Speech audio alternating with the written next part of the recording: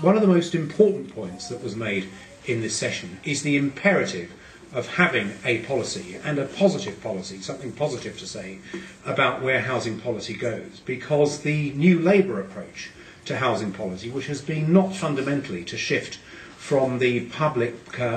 bad, private good approach of the Thatcher years, has been a lamentable failure, shifting housing provision towards registered social landlords, which operate increasingly, it was said, like large businesses in their own right, privatising land through the right to buy, and generally expecting the private sector to deliver homes. That general rightward shift towards a private sector-led policy for housing has simply failed to provide affordable housing, and it's also had a significant effect in the composition of social housing.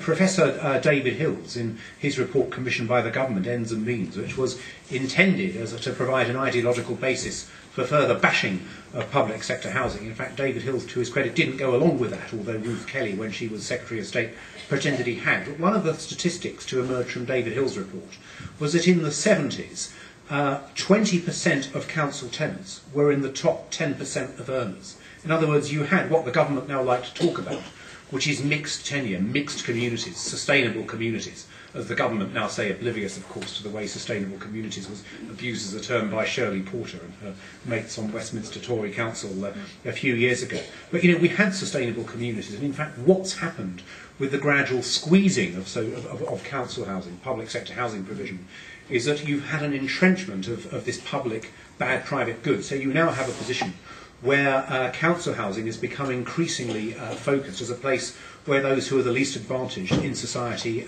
tend to live, because the closing down of house building means that allocation policies have had to be tightened.